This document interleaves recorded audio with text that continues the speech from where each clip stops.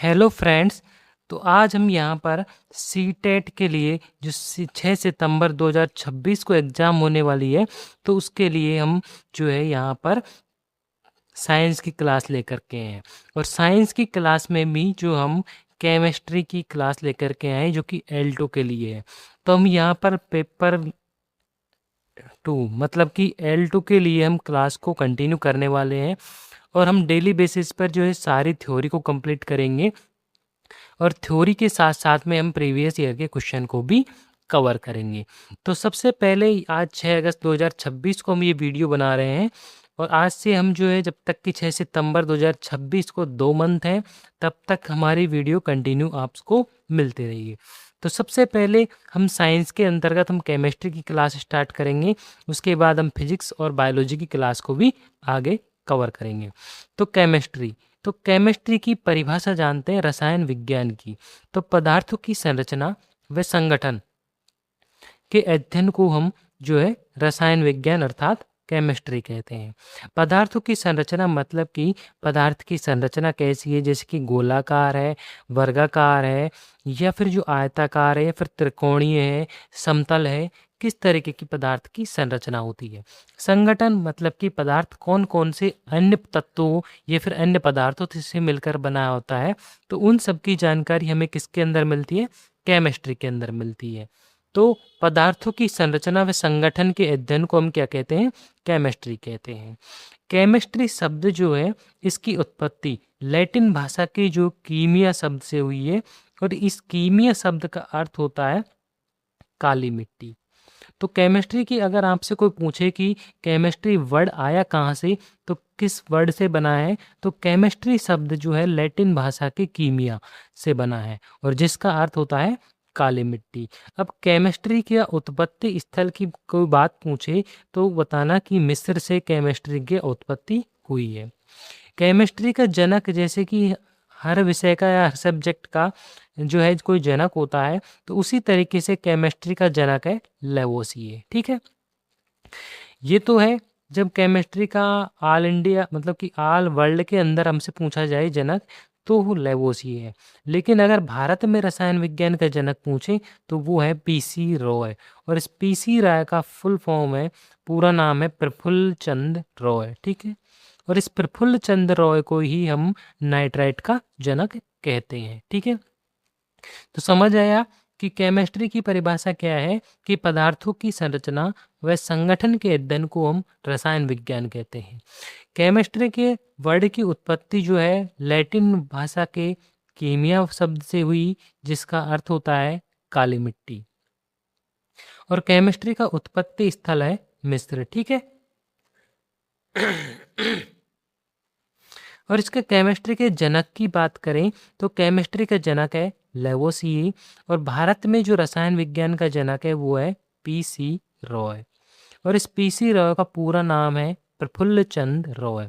प्रफुल्ल चंद्र रॉय को ही नाइट्राइट का जनक कहते हैं। तो ये यहाँ पर हमने केमिस्ट्री की कुछ बेसिक सी नॉलेज जो जानकारी प्राप्त की है, बेसिक सी जानकारी जो कि एग्जाम की दृष्टि से इतनी इम्पोर्टेंट नहीं, लेकिन हर एक स्टूडेंट को, पढ़ने वाले को ये पता होना चाहिए कि केमिस्ट्री वर्ड आया कहाँ से और इसका जनक कौन है।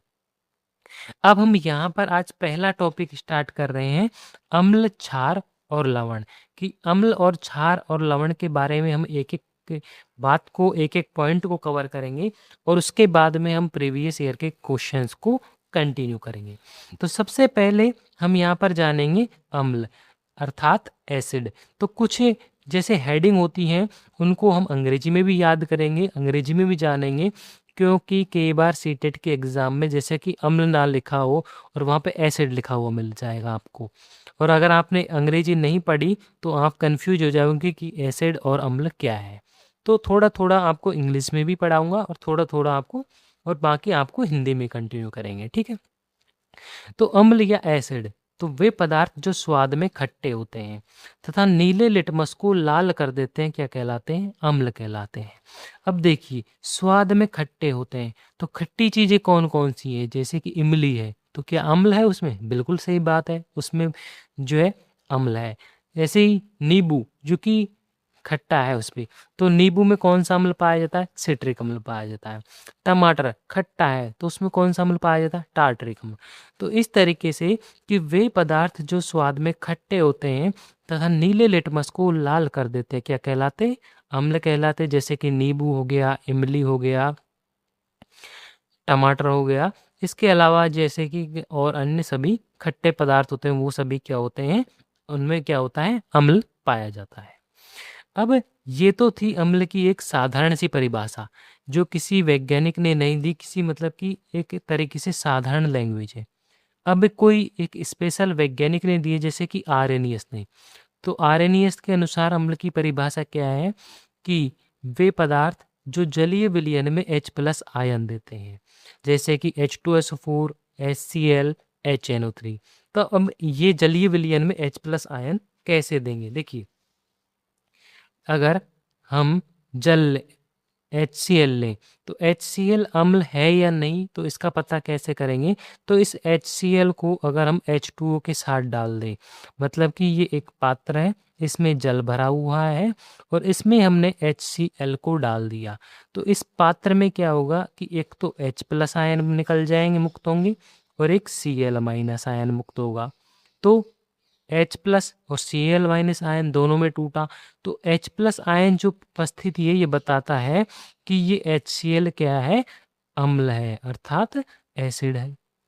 इसी तरीके से H2SO4 जो कि सल्फ्यूरिक अम्ल है, तो इस सल्फ्यूरिक अम्ल को अगर हम इस पात्र में डालें, जल में डालें, तो ये भी H+ और HSO4- इसमें टूट जाएगा। तो जो H+ आयन की उपस्थिति है ये बताता है कि ये भी क्या है? एसिड है, अर्थात अम्ल है। अगला एग्जाम्पल लेते हैं हम नाइट्रिक एसिड HNO3। इस HNO3 को भी हम जल के अंदर डालें तो ये H+ और NO3- में टूटेगा, अर्थात H+ आयन बनेंगी, और H+ आयन जो देगा वो क्या होंगे? एसिड को शो करता है, एसिड को प्रदर्शित करता है। तो वे पदार्थ जो जलीय विलयन में H+ आयन दे क्या कहलाएंगे? अम्ल कहलाते हैं। ये क्या परिभाषा किसने दी है? आर्रेनियस के अनुसार ये परिभाषा है। जैसे कि सल्फ्यूरिक अम्ल है, हाइड्रोक्लोरिक अम्ल है और नाइट्रिक अम्ल है। अब यहाँ पर इनके फॉर्मूला को भी याद रखना है और इनका नाम भी याद रखना है, ठीक है। अगले वैज्ञानिक आते हैं ब्रांस्टेड लोरी के अनुसार। तो ब्रांस्टेड लोरी के अनुसार कि इन्होंने भी अम्ल की परिभाषा दी है। तो क्या परिभाषा दी है कि जो पदार्थ प्रोटॉन देते हो अम्ल कहलाते हैं। जैसे कि अब प्रोटॉन देने वाले पदार्थ कौन कौन से हैं? तो देखिए, प्रोटॉन देंगे तो प्रोटॉन देने का मतलब है कि जैसे कि NH4+ है तो पॉजिटिव चार्ज होना चाहिए उसके ऊपर। अब इस पे प्लस है तो ये अपना प्लस किसी और को दे दे, जैसे कि OH- है तो इस OH- को अपना प्लस दे दे, तो ये खुद तो बन जाएगा NH3 और इधर बन जाएगा H2O। तो जो प्रोटॉन देते हैं, जो प्रोटॉन पदार्थ प्रोटॉन देते हैं क्या कहलाते हैं? अम्ल कहलाते हैं। ये परिभाषा किसने दी है? ब्रांस्टेड लोरी के अनुसार। इसी तरीके से अम्ल का ये H3O+ हाइड्रेनियम आयन जो होता है ये भी अम्लता को शो करता है, अम्लता को प्रदर्शित करता है, ठीक है, क्योंकि ये भी प्रोटॉन त्याग सकता है। अब जैसे कि इसकी भी अगर हम OH- के साथ रिएक्शन करवाएं तो H2O तो ये रह जाएगा और इधर भी H2O बन जाएगा। इसी तरीके से अगर हम NH जो H3O+ की है, अगर हम इसकी NH2- के साथ रिएक्शन करवाएं तो ये क्या बन जाएगा? ये तो H2O बन जाएगा और इधर क्या बन जाएगा? अमोनिया बन जाएगा, ठीक है। तो जो H+ जो प्रोटॉन देते हैं वो क्या कहलाते हैं? अम्ल कहलाते हैं। किसके अनुसार? ब्रांस्टेड लोरी के अनुसार, ठीक है। अगली परिभाषा है लुईस के अनुसार। लुईस के अनुसार तो जो एकांकी इलेक्ट्रॉन युग्म ग्रहण कर सकते हो अम्ल कहलाते हैं। एकांकी इलेक्ट्रॉन युग्म ग्रहण कर सके मतलब कि जिनमें नेगेटिव चार्ज होता है एक तरीके से, तो इलेक्ट्रॉन को तब ग्रहण करेंगे, सॉरी इलेक्ट्रॉन को तब ग्रहण, पॉजिटिव ही चार्ज होता है, लेकिन इलेक्ट्रॉन को कब ग्रहण करेंगे? देखिए, जैसे कि अभी ये OH- है तो OH पे माइनस कब आएगा? क्योंकि इसको एक इलेक्ट्रॉन की आवश्यकता है। इसी तरीके से Mg2+ है, तो इसने अपने इलेक्ट्रॉनों को क्या किया हुआ है, पहले ही दान कर चुका है। तो अब इसके पास में वापस इलेक्ट्रॉन आए तो ये अपना पूर्ण रूप हो जाएगा। इसी तरीके से Fe3+, ये भी जो है अम्ल को शो प्रदर्शित करता है। इसी तरीके से Cu2+, ये भी अम्लता को, क्योंकि इसने अपने इलेक्ट्रॉन पहले से दान किए हुए हैं। तो अब इनको क्या चाहिए, इलेक्ट्रॉन। कुल मिलाकर के जो है लुईस कहते हैं कि जो एकांकी इलेक्ट्रॉन युग्म ग्रहण कर सके, अर्थात इलेक्ट्रॉन स्नेही होते हैं। तो AlCl3 है, ठीक है। इसी तरीके से SO3 है। तो ये सभी जो है अम्ल की अलग अलग परिभाषाएं दी हैं, और अम्ल की अलग अलग परिभाषाएं ही यहाँ पर अलग अलग वैज्ञानिकों ने दी हैं, ठीक है। अब हमने यहाँ पर जो है अलग अलग परिभाषा अम्ल की पढ़ ली है। तो हम यहाँ पर अम्ल के बारे में अगर कोई सा भी कथन आए, कोई सी भी थ्योरी आए कि कौन से वैज्ञानिक ने कौन सी परिभाषा दी, तो उसमें हम बिल्कुल भी कंफ्यूज नहीं होंगे, ठीक है। अब बढ़ते हैं हम आगे। देखिए, अम्ल जो है, अब आपसे कोई पूछ सकता है कि अम्ल शब्द किससे आया, तो अम्ल भी शब्द अर्थात एसिड शब्द जो कहाँ से आया, तो एसिड शब्द जो है लैटिन भाषा के एसियर एसियर से बना है। किससे बना है, लैटिन भाषा के एसियर से बना है। और इसका अर्थ क्या होता है, इसका अर्थ होता है खट्टा। मतलब कि वे पदार्थ जो स्वाद में खट्टे होते हैं वही तो अम्ल कहलाते हैं। अभी जो हमने पहले परिभाषा पढ़ी थी, ठीक है। तो एसियर लैटिन भाषा के एसियर से क्या बना है, एसिड बना है, और इस एसियर का अर्थ होता है खट्टा, ठीक है। अब अम्लता को, हमने अम्लता की परिभाषा पढ़ ली अम्ल की। अब कुछ पदार्थ होते हैं जो कि अम्लता और क्षारकता का पता लगाते हैं। अब हम क्षार को आगे पढ़ेंगे, लेकिन कुछ पदार्थ ऐसे होते हैं जो कि इंडिकेटर का काम करते हैं, सूचक या इंडिकेटर। इस सूचक या इंडिकेटर का मतलब है, जैसे कि हमारी नाक होती है, तो हमारी नाक क्या काम करती है, अगर हमारे आसपास कोई पकवान बन रहा है तो हमारी नाक अपने आप सूंघ लेती है और पता लगाती है कि कुछ आसपास अच्छा पकवान बन रहा है, मीठा, ठीक है। अगर कहीं पे कोई कीचड़ है तो हमारी नाक से हमें पता लग जाता है सूंघ के ही कि यहाँ पे आसपास कहीं कीचड़ है, बदबू आ रही है। तो इसी तरीके से ये सूचक, ये इंडिकेटर हैं, ये जो है अम्लता का और क्षारकता का पता लगाते हैं कि पदार्थ अम्ल है, अम्लीय है या फिर क्षारीय है। मान लीजिए आपके पास में एक बीकर दे दें, और इस बीकर में आपको कुछ भी अम्ल या क्षार का एक विलयन भर के दे दिया, तो आप इसमें कैसे पता लगाएंगे कि ये अम्ल है या फिर क्षार है।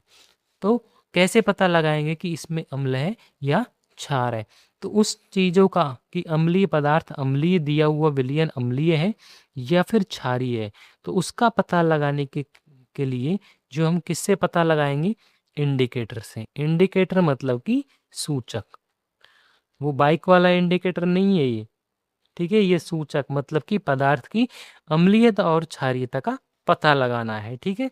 कहीं बाइक वाला इंडिकेटर समझ लो, तो वो क्या कहलाते हैं, सूचक कहलाते हैं। अब सूचक भी, इंडिकेटर भी दो प्रकार के होते हैं, ठीक है। तो कौन कौन से होता है, एक तो प्राकृतिक सूचक होता है, ठीक है, और दूसरा क्या होता है, कृत्रिम सूचक होता है। प्राकृतिक सूचक, प्राकृतिक सूचक में जैसे कि जो प्रकृति से हमें प्राप्त हुआ है, तो प्रकृति से हमें क्या प्राप्त हुआ है, लिटमस, जो कि एक प्राकृतिक सूचक है। तो लिटमस बनता किससे है, लाइकेन से प्राप्त किया जाता है। और लाइकेन किससे मिलकर बना होता है, तो लाइकेन जो होती है शैवाल और कवक के बीच की क्या है, योजक कड़ी है। तो लाइकेन जो क्या है, शैवाल और कवक दोनों से मिलकर के लाइकेन बनता है। तो कुल मिलाकर के जो पहला प्राकृतिक सूचक है वो क्या है, लिटमस। और लिटमस जो है किससे प्राप्त करते हैं, लाइकेन से हमें मिलता है। और लाइकेन किससे मिलकर बना होता है, तो शैवाल और कवक से। अब जो लिटमस है इसका रंग बैंगनी होता है। लिटमस का रंग कैसा होता है, बैंगनी होता है। लेकिन अगर वहीं हम आपसे पूछे उदासीन लिटमस अर्थात न्यूट्रल लिटमस का रंग कैसा होता है, तो जब लिटमस उदासीन होता है तो उसका रंग जामुनी होता है।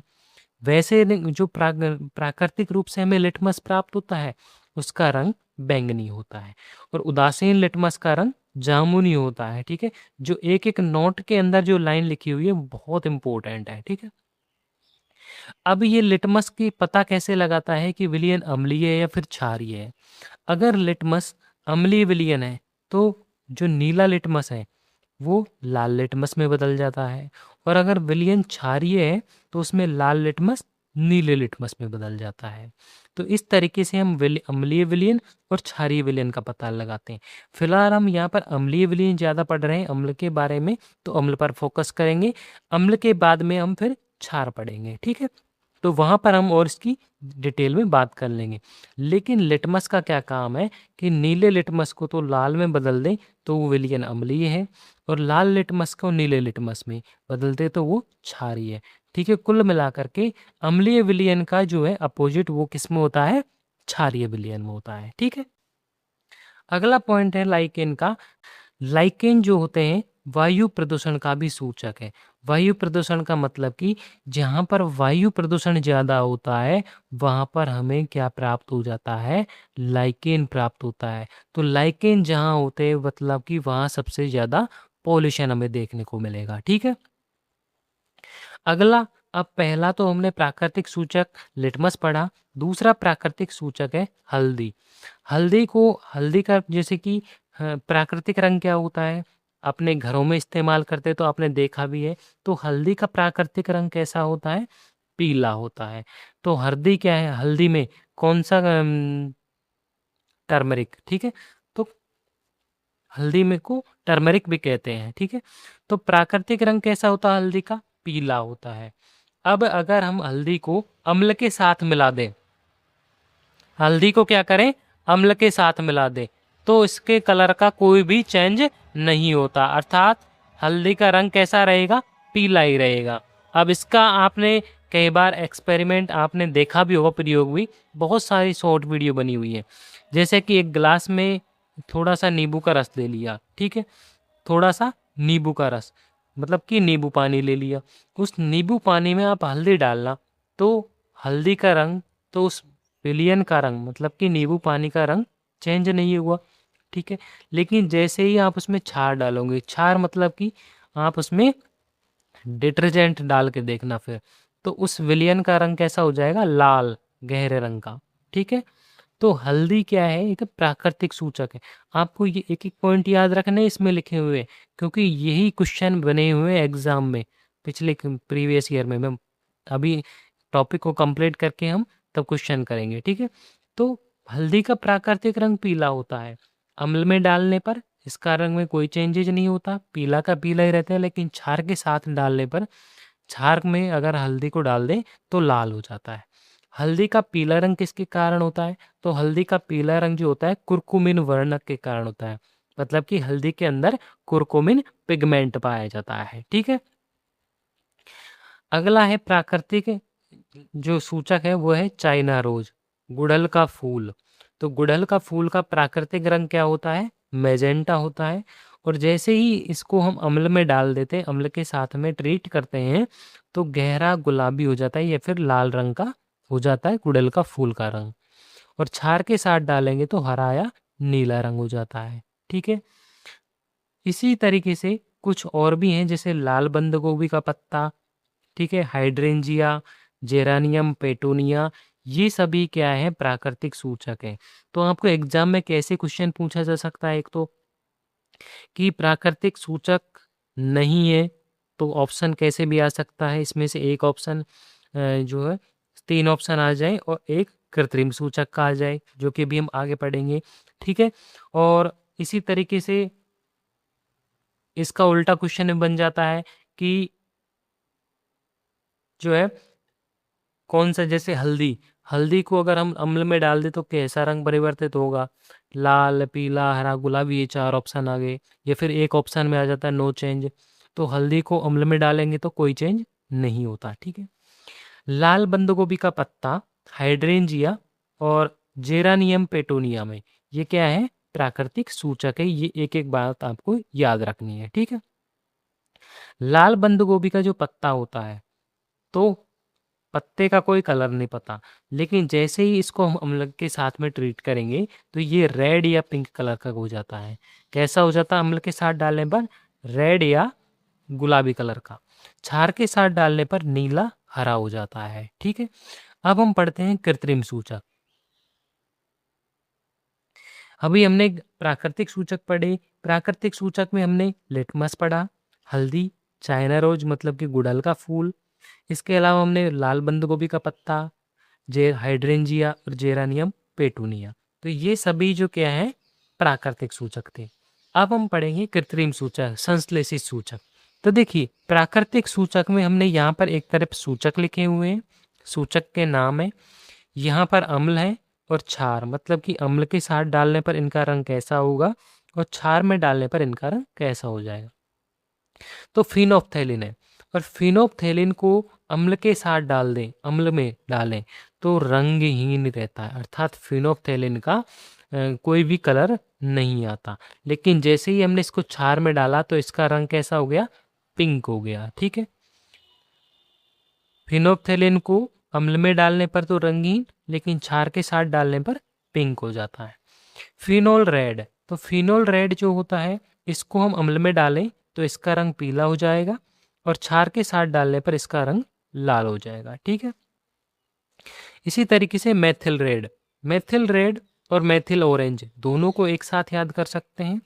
मेथिल रेड और मेथिल ऑरेंज दोनों को अम्ल में डालने पर लाल रंग होगा और क्षार में डालने पर पीला रंग होगा। अगर आपने फिनोल रेड भी याद है तो उसका उल्टा मेथिल रेड, और मेथिल रेड का सेम ही ऑरेंज रेड, मेथिल ऑरेंज में रहता है। तो मेथिल रेड और मेथिल ऑरेंज को अम्ल के साथ ट्रीट करें तो लाल रंग में चेंज हो जाएगा और क्षार में डालने पर पीला रंग आ जाता है। ठीक है, और जो मेथिल ऑरेंज है और फिनोप्थेलिन दोनों की प्रकृति कैसी होती है? अम्लीय होती है। मेथिल ऑरेंज और फिनोप्थेलिन ये दोनों ही कैसी प्रकृति में है? अम्लीय प्रकृति में होते हैं, ये पहले से प्रेजेंट में। ठीक है, इनको जो है अम्ल में डालने पर इन पर कोई ज़्यादा इफेक्ट, मतलब कि कोई भी इफेक्ट नहीं पड़ता, अम्ल में डालने पर इनका सेम ही कलर रहता है। ठीक है, अब हमने प्राकृतिक सूचक, कृत्रिम सूचक दोनों पढ़ लिए हैं। तो अब है यहाँ पर कुछ गंधीय सूचक। कुछ क्या है? गंधीय सूचक।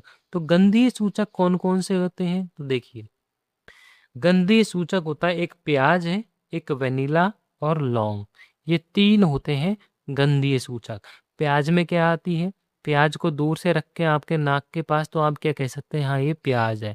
इसी तरीके से लौंग में आ जाती है और इसी तरीके से वनीला में। अब ये प्याज, वनीला और लौंग अर्थात जो गंधीय सूचक हैं इनका उपयोग किस में करते हैं? तो दृष्टिहीन छात्रों के लिए गंधीय सूचक का प्रयोग करते हैं।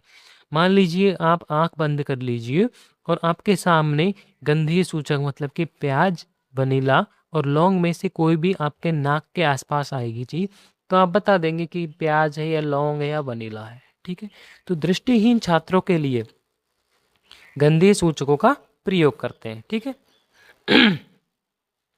सूचक जो होते हैं उदासीन पदार्थ भी हो सकते हैं, उदासीन पदार्थ भी हो सकते हैं। जैसे कि अभी मैंने आपको बताया था उदासीन पदार्थ में जैसे कि फिनोप्थेलिन की प्रकृति अम्लीय होती है। ठीक है, इसी तरीके से जैसे कि अभी हमने लिटमस पत्र पढ़ा, तो लिटमस जो है उसका न्यूट्रल लिटमस का रंग कैसा होता है? जामुनी। जबकि वहीं लिटमस का प्राकृतिक रंग कैसा होता है? बैंगनी होता है। ठीक है, और इंडिकेटर पर उदासीन पदार्थों का कोई प्रभाव नहीं पड़ता। उदासीन पदार्थ मान लीजिए जैसे कि शुद्ध जल है जिसका पीएच 7 है, तो अगर हम उसमें इंडिकेटर डालें जैसे कि हल्दी डालें या फिर जो उसमें लिटमस पत्र डालें, तो लिटमस पत्र इनमें कोई भी चेंजेज नहीं आता, कोई भी कलर परिवर्तित नहीं होता। हल्दी का रंग जैसे पीला है तो पीला का पीला ही रह जाता है शुद्ध जल में। वैसे भी अम्ल के साथ में भी कोई चेंज नहीं होता हल्दी का तो। लेकिन लिटमस पत्र तो हल्का सा अम्लीय या हल्का सा क्षारीय जल होगा तो अपना कलर चेंज कर देगा, लेकिन शुद्ध जल में लिटमस जो है अपना रंग चेंज नहीं करता। तो सूचकों पर उदासीन पदार्थ का कोई प्रभाव नहीं पड़ता, मतलब कि कोई पदार्थ अगर अम्ल भी नहीं है और क्षार भी नहीं है तो फिर वो सूचक द्वारा सूचक उस पर, तो सूचक का कलर को जो रंग है वो परिवर्तित नहीं होगा। ठीक है। अब हम बात कर लेते हैं कि अम्ल किन किन पदार्थों के में उपस्थित होता है। ठीक है, तो यहाँ पर कुछ अम्लों के स्रोत दिए हुए हैं, स्रोत, और वो दूसरी तरफ वो अम्ल दिया वो किस किस में उपस्थित है। तो जैसे कि टैनिन अम्ल, तो टैनिन अम्ल जो है किस में पाया जाता है, चाय में और कॉफ़ी में पाया जाता है। ये एक एक पॉइंट याद रखना है, क्योंकि एक एक पॉइंट मैंने बहुत मेहनत से लिखा हुआ है। ठीक है, और एक एक पॉइंट एग्जाम की दृष्टि से आपकी सीटेट के लिए बहुत इंपॉर्टेंट है। टैनिन अम्ल चाय और कॉफ़ी में पाया जाता है। मैलिक अम्ल सेब, केला, संतरे का छिलका, आलू और गाजर में पाया जाता है। ठीक है, ऑक्जेलिक अम्ल टमाटर में, पालक में, चने की पत्ती और सोरेल वृक्ष की जड़ों में पाया जाता है।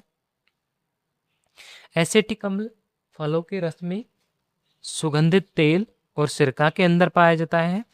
एस्कार्बिक अम्ल, जिसको विटामिन सी के नाम से भी जानते हैं, आंवला और खट्टे फलों में पाया जाता है। टार्ट्रिक अम्ल अंगूर, कच्चे आम और इमली में पाया जाता है। सिट्रिक अम्ल नींबू, संतरा, मौसमी, खट्टे फलों, करौंजा, करौंदा। मतलब कि जो सिट्रिक अम्ल है वो करौंजा में पाया जाता है, और इस करौंजा या करौंदा में सर्वाधिक मात्रा में, करौंजा या फिर जो करौंदा है इसमें सर्वाधिक मात्रा में क्या उपस्थित होता है, कैल्शियम उपस्थित होता है। सर्वाधिक मात्रा में कैल्शियम उपस्थित होता है किसमें, करौंजा या करौंदा में। लैक्टिक अम्ल दूध और दही में पाया जाता है। ब्यूटायरिक अम्ल मक्खन के अंदर पाया जाता है। बोरिक अम्ल घमौरिया नाशक पाउडर आते हैं, जो कि गर्मियों में बहुत ज़्यादा बिकते हैं ये पाउडर, तो उनमें आता है बोरिक एसिड। मेथेनोइक एसिड चींटी, मधुमक्खी, बिच्छू और बर्रों के डंक में होता है, जिसे हम फॉर्मिक अम्ल के नाम से भी जानते हैं। नेटल का कांटा जो घास होती है उसमें भी जो है मेथेनोइक अम्ल अर्थात फॉर्मिक अम्ल पाया जाता है। ठीक है, यूरिक अम्ल जो है यूरिन में पाया जाता है। हिप्यूरिक अम्ल घोड़े के यूरिन में। बेंजोइक अम्ल घास, पत्ते और मूत्र में पाया जाता है। मेथिल सैलिसिलिक अम्ल जो बाम होती है, पीड़ाहारी पीड़ाहारी बाम, जैसे कि झंडू बाम बहुत ज़्यादा फेमस है, तो उसके अंदर मेथिल सैलिसिलिक अम्ल होता है। और जो भी बाम होती हैं जिनसे दर्द मिटता है उन सब में मेथिल सैलिसिलिक एसिड होता है। ग्लूटामिक एसिड गेहूं में पाया जाता है। हाइड्रोक्लोरिक अम्ल जो हमारे आमाशय स्टमक के अंदर पाया जाता है। कार्बनिक अम्ल कोल्ड ड्रिंक्स में पाया जाता है। फॉस्फोरिक अम्ल डीएनए और आरएनए में पाया जाता है। गन्ने के रस में ग्लाइकोनिक अम्ल पाया जाता है सर्वाधिक मात्रा में। और गन्ने के रस में एक्रोनेटिक अम्ल अम्ल भी होता है, एस्कार्बिक अम्ल भी होता है और फॉर्मिक अम्ल भी पाया जाता है। ठीक है, तो ये हमने 20 तरीके के कुछ अम्ल लिखे हैं जो कौन कौन से स्रोत से मिलते हैं, कौन कौन से पदार्थ के अंदर पाए जाते हैं। ठीक है, अब जानते हैं कि कुछ इम्पोर्टेंट पॉइंट्स हैं, तो उनके बारे में यहाँ पर देखिए कि अगर हमें भोजन का परीक्षण करना हो, परिरक्षण मतलब कि भोजन को लंबे समय तक सुरक्षित करना हो, तो उसमें हम किसका प्रयोग करेंगे, बेंजोइक अम्ल का। बेंजोइक अम्ल भोजन के अंदर डाल दो, जैसे कि अचार बचार होते हैं तो उनमें टमाटर का सॉस होता है उसमें, तो भोजन के परिरक्षण के दौरान बेंजोइक अम्ल का प्रयोग किया जाता है। ठीक है, जैसे कि टमाटर के सॉस में सोडियम बेंजोएट मिलाया जाता है। टमाटर का जो सॉस आता है आजकल बहुत से खाते हैं, जैसे कि बर्गर से खाते हैं, पेटीज से खाते हैं, तो जो टमाटर का सॉस होता है ना उसमें सोडियम बेंजोएट मिलाया जाता है लंबे समय तक उसको सुरक्षित रखने के लिए। ठीक है, फॉर्मिक अम्ल लाल चींटी के आसवन से प्राप्त होता है, अर्थात लाल चींटी का जब हम आसवन करवाएं तो हमें फॉर्मिक अम्ल मिलेगा। बर्न, ततैया, स्वार्थ के काटने पर सिरके व केरोसिन का उपयोग किया जाता है। मतलब कि वो काटते हैं तो उनसे क्या निकलता है, फॉर्मिक अम्ल। हमें जैसे हमारे हाथ पर काट लिया तो हमारे क्या हो जाएगा, फॉर्मिक अम्ल एसिड को छोड़ देंगे उस त्वचा पर, तो वहाँ पर या तो आप सिरका लगा लीजिए या फिर केरोसिन, तो वहाँ से क्या होगी, आपको जलन जो है वो बंद हो जाएगी। ठीक है, शुक्र ग्रह पर सल्फ्यूरिक अम्ल की गैस की परत पाई जाती है, अर्थात H2SO4 की परत पाई जाती है, और इसलिए इस ग्रह पर सफ़ेद या पीले रंग के बादल पाए जाते हैं। कहाँ पर, शुक्र ग्रह पर। ठीक है, कपड़ों से स्याही अगर आपके कपड़ों पर कोई स्याही या जंग लगी हुई है, जैसे कि पेन अपन जेब में रखते हैं, तो कई बार उसकी स्याही जेब में निकल जाती है। तो स्याही या जंग के धब्बों को हटाने के लिए ऑक्जेलिक अम्ल का प्रयोग किया जाता है। और ऑक्जेलिक अम्ल किस में पाया जाता है? पालक में और टमाटर में। तो उस जगह पर आप क्या कीजिए, पालक का रस या टमाटर का रस घिस दीजिए, तो स्याही और जंग के धब्बे निकल जाएंगे कपड़े से। धातुओं की सफाई के लिए नाइट्रिक अम्ल का उपयोग करते हैं। नाइट्रिक अम्ल जैसे धातु, धातु क्या है? जैसे कि सोना, चांदी है, कॉपर है, ये धातु हैं। तो इनकी सफाई, लोहा है, तो उन पर कोई जंग लगी हुई है तो सफाई के लिए हम क्या करेंगे? नाइट्रिक अम्ल का उपयोग करेंगे। सल्फ्यूरिक अम्ल किससे प्राप्त होता है? तो कसीस के तेल से। नाइट्रिक अम्ल किससे प्राप्त होता है? सोरा से प्राप्त होता है। ठीक है। अम्लराज या एक्वारेजिया। तो अम्लराज या एक्वारेजिया क्या होता है? इसे शाही जल अर्थात रॉयल वाटर भी कहते हैं। तो शाही जल क्यों कहते हैं? तो शाही जल इसलिए कहते हैं जैसे कि जो सोना और प्लेटिनम जैसी धातुएं होती हैं, वो जैसे कि सल्फ्यूरिक अम्ल है, हाइड्रोक्लोरिक अम्ल है, नाइट्रिक अम्ल है, उनके अंदर नहीं घुल पाती हैं। जैसे कि लोहा घुल जाता है उनके अंदर, हाइड्रोक्लोरिक अम्ल के अंदर, सल्फ्यूरिक अम्ल के अंदर। तो उसी तरीके से जो सोना और प्लेटिनम जो धातुएं होती हैं, वो जो होती हैं इन HCl, H2SO4, HNO3 के अम्ल के अंदर नहीं घुल पाती। तो एक अम्लों का राजा, मतलब कि जिसमें कोई भी धातु है उसको घोला जा सके, तो अम्लों का राजा है, इसलिए इसका नाम पड़ा अम्लराज एक्वारेजिया। और इसे शाही जल या रॉयल वाटर भी इसीलिए कहते हैं। तो क्योंकि इसमें किसी भी प्रकार की धातु हो, चाहे वो कोई भी धातु जो कि अन्य अम्ल में नहीं घुलती, वो भी इसके अंदर घुल जाएगी। इसमें सोने व प्लेटिनम की को भी धातुओं को भी घोला जा सकता है। तो अब इसको जैसे कि बनती कैसे कैसे है, तो इसमें HNO3 और HCl लिया, मान लीजिए, तो इनको कैसे अनुपात में लेंगे? तो 1:3 में लेंगे। तो देखिए HNO3 और HCl को लेना है। ठीक है। अब 1:, तो मतलब कि 1 गिलास ही ये लिया, HNO3 1 गिलास ले रहे हैं, तो 3 गिलास क्या लेना है? HCl के लेना है, हाइड्रोक्लोरिक अम्ल के लेना है। तब जा कर के जो टोटल जो 4 गिलास बनेगा, वो क्या बनेगा? अम्लराज अर्थात अम्लों का राजा एक्वारेजिया बनेगा, जिसमें हम जो चांदी और प्लेटिनम जैसी धातुओं को भी घोला जा सकता है। ठीक है। अब कई बार आपको ध्यान न रहे तो कि ट्रिक में याद कैसे रखना है इनको। कई बार आपको याद नहीं रहेगा कि HCl पहले आएगा, HCl का 1 अनुपात लेना है कि नाइट्रिक अम्ल का 1 अनुपात लेना है, कौन सा पहले आएगा कौन सा बाद में आएगा। तो देखिए एक ट्रिक है, नाइट्रिक अम्ल। तो नाइट्रिक अम्ल को जो होता है इसका नाम नाइट्रिक अम्ल, तो नाइट्रिक से तो ले लिया नाई, और हाइड्रोक्लोरिक अम्ल जो होता है, तो हाइड्रोक्लोरिक जो अम्ल होता है इससे ले लिया हमने हाई। तो ट्रिक बन गई हमारी नाई हाई। तो नाइट्रिक अम्ल और हाइड्रोक्लोरिक अम्ल दोनों आते हैं। ये तो आपको याद रखें, क्या रहेगा? नाई हाई। नाई क्या है? बहुत ज़्यादा हमेशा हाई रहता है। बाल काटता है तो नाई क्या रहता है हमेशा? भाई जब बाल काटता है नाई, तो अगर आप उसके सामने भीड़ पड़ रही हो और आप उससे कुछ भी बोल दो, तो उसका क्या हो जाता है? ब्लड प्रेशर हाई हो जाता है। एक तरीके से, इस तरीके से याद रखो। तो नाई क्या हो गया? हाई हो गया। अब कैसे याद रखेंगे कि बात इसका है कि पहले 3 इसका है। तो गिनती में पहले क्या आता है? 1 आता है। तो नाई के साथ 1 दे दो, हाई के साथ 3 ले लो। मतलब नाई है तो कम और हाई है तो बढ़ा हुआ अंक उसके साथ ले लो। तो नाइट्रिक अम्ल और कुल मिलाकर के नाइट्रिक अम्ल जो है और हाइड्रोक्लोरिक अम्ल हाई, नाई हाई, तो इसका अनुपात कैसा हो गया? नाई हाई। ये इसकी ट्रिक हो गई। ठीक है, ट्रिक याद करने की। तो नाई हाई अनुपात भी 1:3 पहले कम आ जाएगा, बाद में हाई के साथ हाई आ जाएगा। ठीक है, तो ये हो गई इसको ट्रिक याद करने की। तो अम्लराज क्या हो जाता है? HNO3 और HCl का 1:3 का मिश्रण है। ठीक है। खोजकर्ता कौन है इसके? तो एंटोनी लेवोसी। ये कई बार एग्जाम में पूछा हुआ है, एंटोनी लेवोसी। इसका अनुपात भी बहुत बार पूछा हुआ है। ये जो चारों लाइन है, 1, 2, 3 और 4 लाइन है, ये बहुत इंपॉर्टेंट है अम्लराज के लिए। ठीक है। क्यों? इसे स्याही जल के नाम से भी जानते हैं। सोने और प्लेटिनम धातु को बोला जा सकता है। अनुपात क्या है इसका? HNO3 और HCl का 1:3 है।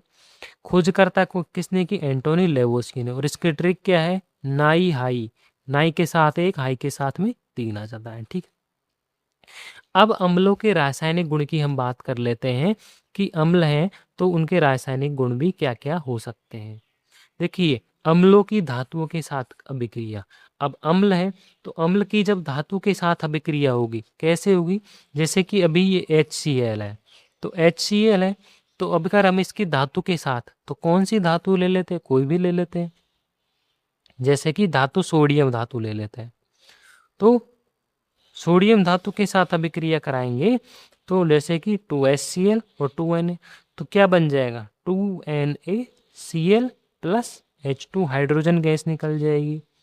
तो अम्ल जो होते हैं, अम्ल जो होते हैं वो धातु के साथ क्रिया करके क्या बनाते हैं? लवण बनाते हैं। धातु लवण बनाते हैं और हाइड्रोजन गैस क्या करते हैं? उत्पन्न करते हैं। तो कुल मिलाकर के यहाँ पे क्या होगा कि अम्ल जो है जब धातु के साथ क्रिया करेंगे तो क्या कर उत्पन्न करेंगे? हाइड्रोजन गैस उत्पन्न करेंगे।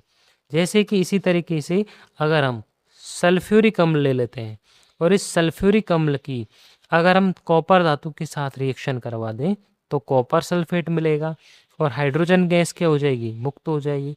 तो कुल मिलाकर के हमें यहाँ पर क्या मिलता है कि अम्ल जब धातुओं के साथ क्रिया करते हैं तो हाइड्रोजन गैस मुक्त करते हैं। तो पहली तो ये हुए इनकी रासायनिक अभिक्रिया, रासायनिक गुण।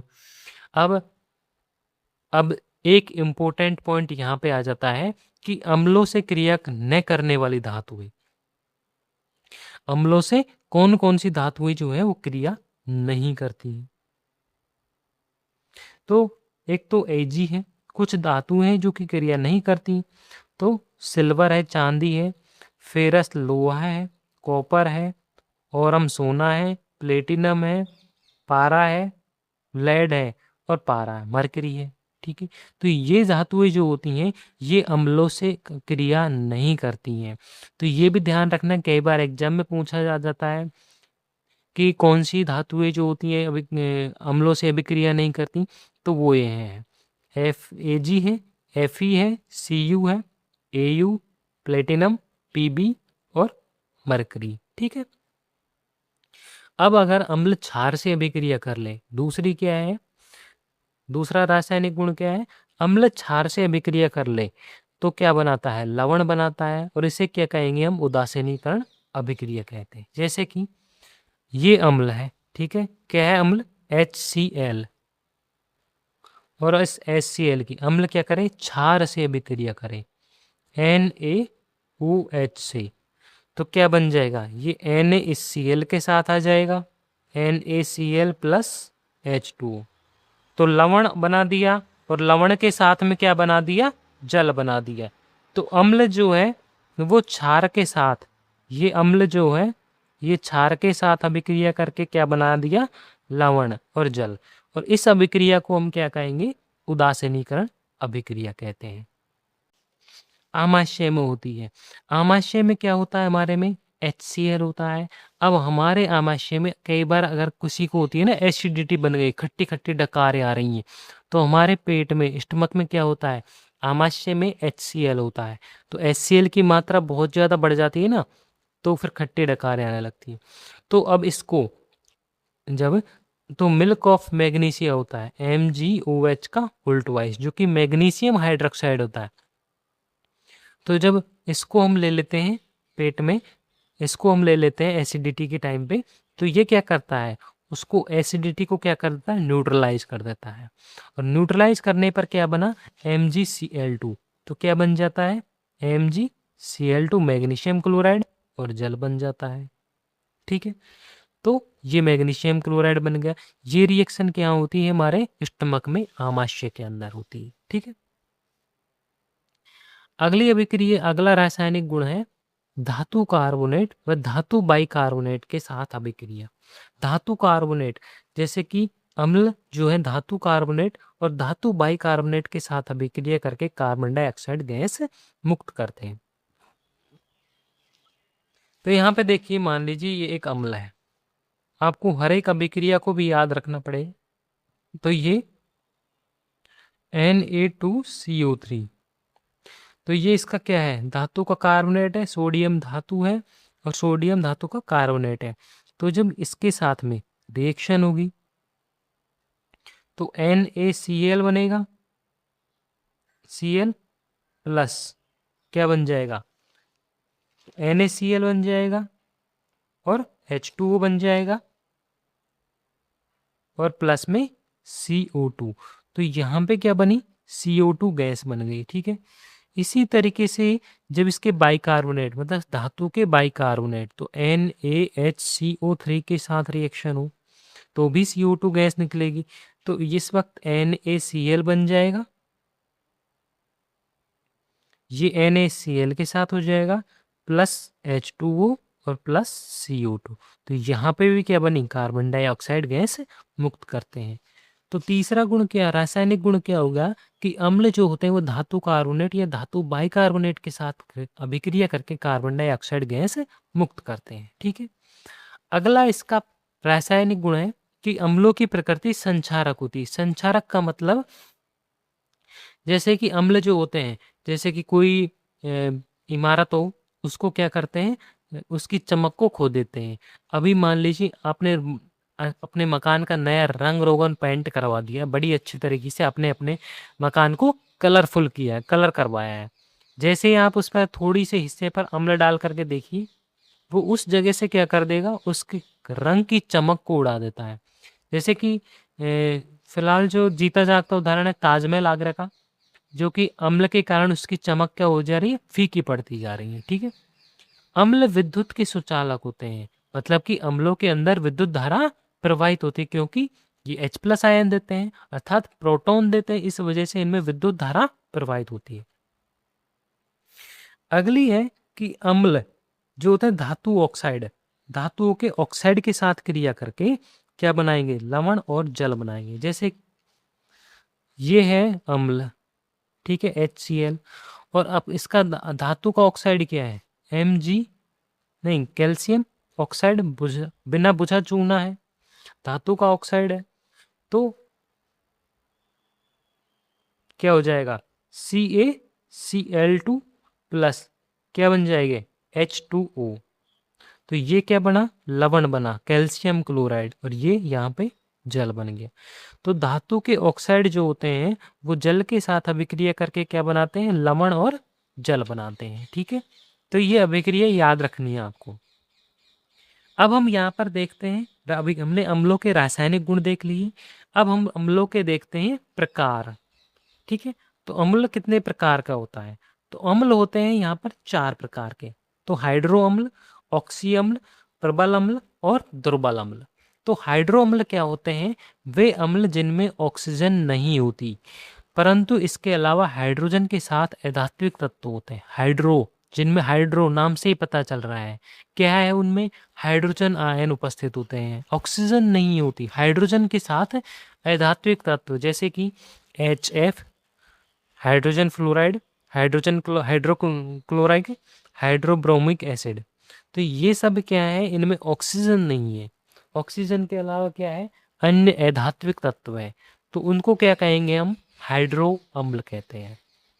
ऑक्सी अम्ल नाम से ही पता चल रहा है, जिनमें हाइड्रोजन के साथ क्या हो, ऑक्सीजन हो, और ऑक्सीजन के साथ साथ दूसरे तत्व भी उपस्थित होते हैं, तो उनको क्या कहेंगे हम, ऑक्सी अम्ल। जैसे कि सल्फ्यूरिक अम्ल हो गया, फॉस्फोरस अम्ल हो गया, हाइड्रोक्लोरस अम्ल हो गया, और HNO3 नाइट्रिक अम्ल हो गया, HPO4 हाई फॉस्फोरस अम्ल। ठीक है, तो जिनमें ऑक्सीजन के, हाइड्रोजन और ऑक्सीजन के साथ साथ अन्य दूसरे तत्व भी उपस्थित होते हैं, वो होते हैं ऑक्सी अम्ल। प्रबल अम्ल जो H+ जलीय, जो अम्लीय विलयन में, जो जलीय विलयन में H+ आयन पूर्ण रूप से आयनित होते हैं, जैसे कि HCl है, HNO3, H2SO4, ये जलीय विलयन में क्या करते हैं, पूर्ण रूप से H+ आयन देते हैं, तो ये क्या है, प्रबल अम्ल है। ठीक है, चौथा प्रकार है दुर्बल अम्ल। तो वे अम्ल जो जलीय विलयन में आंशिक रूप से आयनित होते हैं, आंशिक रूप से मतलब कि हल्के से पूरी तरीके से विघटित नहीं होते, हल्का सा विघटित होते हैं। एसिटिक अम्ल, फॉर्मिक अम्ल HCOOH, कार्बोनिक अम्ल H2CO3। ठीक है, तो ये 4 प्रकार के अम्ल हमने यहाँ पर पढ़े। अब अम्ल को अगर एक नोट के रूप में है कि अम्ल को हमें तनु करना है, मतलब कि पतला करना है। जैसे कि सांद्र है, गाढ़ा अम्ल है। मान लीजिए आपके पास में गाढ़ा जूस है, तो उस गाढ़े जूस को पतला करने के लिए आप क्या करते हैं, उस जूस के अंदर पानी डाल देते हैं। लेकिन यहाँ पे इस तरीके से नहीं करना। अम्ल को जब पतला करना होता है तो अम्ल के तो क्या करना है, उल्टा करना है। मतलब कि जो अम्ल है जिस पात्र में, और एक पात्र में, जैसे कि इस पात्र में क्या है, जल है, ठीक है, और दूसरी तरफ इस पात्र में क्या है, मान लीजिए सांद्र HCl है, ठीक है। तो इस HCl को पतला करने के लिए जल को इसमें अंदर नहीं डालना है, बल्कि इसकी थोड़ी थोड़ी मात्रा जल के अंदर डालनी है और जल को हिलाते रहना है, ठीक है। जूस को, अगर हमारे पास जूस गाढ़ा है तो इस जूस में हम सीधा जल डाल सकते हैं, वो पतला हो जाएगा, तनु हो जाएगा। लेकिन अम्ल को पतला करने के लिए जल के अंदर धीरे धीरे डालना है, ना कि अम्ल के अंदर जल मिलाना है। तो तनु करने के लिए क्या करेंगे, जल लेंगे और इस जल में हम अम्ल को डालेंगे बूंद बूंद करके, ठीक है। और बूंद बूंद करके हम जल को डालेंगे, वो अम्ल को डालेंगे और हिलाते रहेंगे। तो अम्ल को तनु करने के लिए सदैव अम्ल को धीरे धीरे जल में मिलाना चाहिए, क्योंकि अभिक्रिया क्या होती है, अत्यधिक ऊष्माक्षेपी होती है, ठीक है। क्योंकि जब हम अम्ल को तनु करते हैं तो बहुत ज़्यादा मात्रा में ऊष्मा निकलती है, ठीक है। अगर हम अम्ल अम्ल के अंदर पानी डाल दें, इस अम्ल के अंदर अगर हम पानी डालेंगे तो अभिक्रिया क्या होगी, ऊष्माक्षेपी होगी और ऊर्जा निकलेगी, और उसके मतलब कि अम्ल उबलने लग जाएगा। और उबलेगा तो उस वक्त मान लीजिए ये उछट करके जब बाहर निकलेगा पात्र से, क्योंकि उबलेगा, जैसे दूध उबलता है तो बाहर निकलता है पात्र से, तो ये पात्र से बाहर निकलेगा। और ये मान लीजिए आपके हाथ पैर शरीर पर कहीं पर भी गिर गया तो वहां पर आपको जला देगा। इसलिए जल में मिलाना चाहिए अम्ल को धीरे धीरे, ठीक है। अब हम देखते हैं अम्लीय वर्षा एक पॉइंट है। तो अम्लीय वर्षा होती क्या है, देखिए अम्लीय वर्षा जो होती है, जैसे कि वाहनों से जब धुआं निकलती है तो उसमें क्या होता है, सल्फर के कण होते हैं, सल्फर डाइऑक्साइड होती है, ठीक है। इसी तरीके से कार्बन डाइऑक्साइड होती है, नाइट्रस ऑक्साइड होती है, नाइट्रिक ऑक्साइड गैस होती है। तो ये गैसें क्या होती हैं कि वायुमंडल में चली जाती हैं। वायुमंडल में जाने के बाद वायुमंडल में पहुंच जाती है, और वायुमंडल में जब वर्षा होती है तो ये बस जल के साथ मिल करके नीचे आती हैं, और उस जल का पीएच को क्या कम कर देती हैं, 5.6 से कम कर देती हैं। तो उस वर्षा को हम क्या कह देते हैं, अम्लीय वर्षा। देखिए साधारण वर्षा के जल में वायुमंडल की कार्बन डाइऑक्साइड घुलने के कारण इसकी पीएच सामान्यतः 5.6 हो जाती है, जो वर्षा के जल में H+ आयन मुक्त करता है, ठीक है। जब वातावरणीय वायु में SO2, यहाँ पर तो क्या होती है, 5.6 होती है वर्षा की पीएच, लेकिन 5.6 से नीचे हो जाए तो उसको हम अम्लीय वर्षा कहेंगे। जब वातावरणीय वायु में जैसे कि प्रदूषण होता है, वाहनों से बहुत ज़्यादा मात्रा में सल्फर डाइऑक्साइड निकलती है, नाइट्रोजन के ऑक्साइड नाइट्रस ऑक्साइड N2O और नाइट्रिक ऑक्साइड NO, जब ये वर्षा के जल में घुल जाते हैं और सल्फ्यूरिक अम्ल और नाइट्रिक अम्ल बना लेते हैं, तो ये जो वर्षा के जल का पीएच क्या कर देते हैं, 5.6 से कम कर देते हैं। कौन, सल्फ्यूरिक अम्ल और नाइट्रिक अम्ल वर्षा के जल में मिल जाते हैं और पीएच 5.6 से कम हो जाता, तो उसे हम अम्लीय वर्षा कहते हैं। अब अम्लीय वर्षा से क्या क्या होता है, तो देखिए अम्लीय वर्षा जो होती है, एक तो वर्षा से मृदा की अम्लता बढ़ जाती है। अब मृदा अम्लीय हो गई तो पौधे पादप नहीं उग पाएंगे, जंतु जगत को हानि होगी, ठीक है। दूसरा, मृदा व पानी के अधिक अम्लीय होने पर उपज पर, जीव जंतु वनस्पति पर प्रभाव पड़ेगा। अम्लीय वर्षा होगी तो मनुष्य में जैसे कि चर्म रोग होंगे, त्वचा वाले रोग ज्यादा होंगे, जैसे दाद, खाज, खुजली, आंखों में जलन होने लग जाएगी, ठीक है, तो ये सभी हो गए अम्लीय वर्षा के पॉइंट। अब एक छोटा सा पॉइंट है 2 लाइन का, अम्लीय जैव अणु। तो जैव अणु कौन कौन से होते हैं? डीएनए और आरएनए दोनों की एक प्रकार के क्या है? न्यूक्लिक अम्ल है। जबकि प्रोटीन, वसा व वसीय अम्ल एक प्रकार के क्या है? अमीनो अम्ल है। ठीक है, तो यहाँ पर हमारा डीएनए और आरएनए तो क्या है? न्यूक्लिक अम्ल है। प्रोटीन, वसा और वसीय अम्ल एक प्रकार के अमीनो अम्ल है। क्यों? क्योंकि इनकी इकाई क्या है? ये किससे बने होते हैं? तो ये अमीनो अम्ल से बने होते हैं। प्रोटीन जो है अमीनो अम्ल इनकी इकाई होती है, वसा की अमीनो अम्ल इकाई होती है, और वसीय अम्ल भी अमीनो अम्ल की एक इकाई होती है, अमीनो अम्ल होते हैं, से बने होते हैं। ठीक है, तो अब यहाँ पर हमने अम्ल टॉपिक को कंप्लीट कर लिया है। अब हम इसके प्रीवियस ईयर के क्वेश्चन को सॉल्व करते हैं। पहला क्वेश्चन है कि नीला लिटमस अम्ल में किसका रंग का हो जाता है? तो हमने पढ़ा था कि अम्ल जो है वो नीले लिटमस को क्या कर देता है? लाल रंग का कर देता है। कैसा कर देता है? लाल रंग का कर देता है। तो ऑप्शन बी यहाँ पर सही हो जाएगा, पहले क्वेश्चन का आंसर। ठीक है, अगला प्रश्न है दूसरा। हल्दी जो है वो क्षार के संपर्क में आने पर किस रंग की हो जाती है? देखिए, हल्दी जो है इसका प्राकृतिक रंग पीला होता है। तो अम्ल के साथ संपर्क में आने पर तो ये इसका रंग में कोई चेंजेज नहीं होता, लेकिन क्षार के संपर्क में आने पर इसका रंग लाल हो जाता है। ऑप्शन ए सही होगा। ठीक है, और देखिए यहाँ पे प्रीवियस ईयर में आए हुए ये क्वेश्चन है। ठीक है, पीएच का मान जो 7 है वो किसे दर्शाता है? तो जब पीएच 7 होता है तो वो उदासीन को दर्शाता है, न्यूट्रल को। ठीक है, ऑप्शन सी सही होगा। अगला प्रश्न है, नींबू में मुख्यतः कौन सा अम्ल पाया जाता है? तो नींबू खट्टा होता है और खट्टे में सिट्रिक अम्ल अर्थात साइट्रिक अम्ल होता है। ऑप्शन बी ठीक है सही है। सिरके में कौन सा अम्ल पाया जाता है? तो सिरके में जो है एसिटिक अम्ल पाया जाता है। ऑप्शन बी सही होगा। अभी हमने यहाँ पर ये थ्योरी कवर की थी, तो इसलिए हम फटाफट सारे क्वेश्चन को सॉल्व कर रहे हैं। ठीक है, अम्ल का स्वाद कैसा होता है? तो अम्ल का स्वाद कैसा होता है? खट्टा होता है। ऑप्शन सी सही होगा। HCl किस प्रकार का अम्ल है? तो HCl हमने पढ़ा था। तो HCl किस प्रकार का है? अम्ल एक प्रबल अम्ल है और ये हमारे अमाशय में पाया जाता है। ऑप्शन ए सही होगा। ठीक है, 8वां क्वेश्चन है, अम्ल और क्षार की अभिक्रिया से क्या बनता है?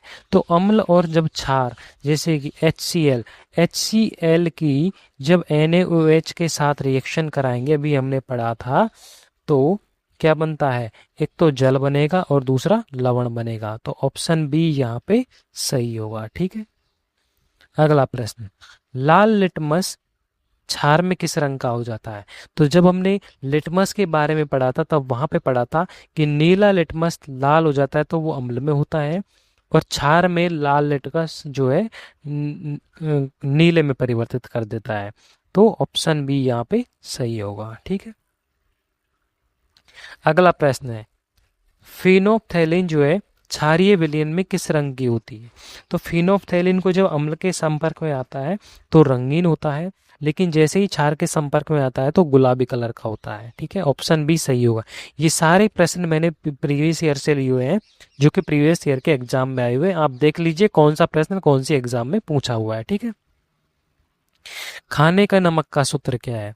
तो खाने के नमक का सूत्र है NaCl। ऑप्शन बी सही होगा। ठीक है, कुछ एक आध प्रश्न मिलते जुलते हैं और थोड़ा सा हटके भी लिए, ताकि एक नॉर्मल जानकारी भी होनी चाहिए आपको। ठीक है, अम्ल का पीएच सामान्यतः कितना होता है?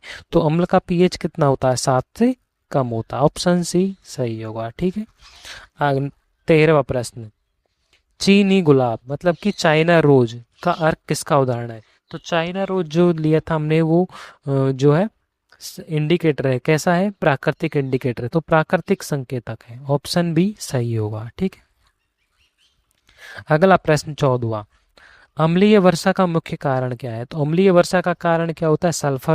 सल्फ्यूरिक अम्ल और नाइट्रिक अम्ल होता है। लेकिन सल्फ्यूरिक अम्ल और नाइट्रिक अम्ल बनता कैसे है? सल्फर डाइऑक्साइड और नाइट्रस ऑक्साइड से। तो ऑप्शन बी सही होगा। ठीक है, 15वां प्रश्न, जल में घुलकर H+ आयन देने वाला पदार्थ होता है। तो H+ आयन देंगे तो हमने ये परिभाषा पढ़ी थी, H+ आयन कौन देता है? तो आरएनएस के अनुसार परिभाषा दी थी, तो अम्ल देते हैं।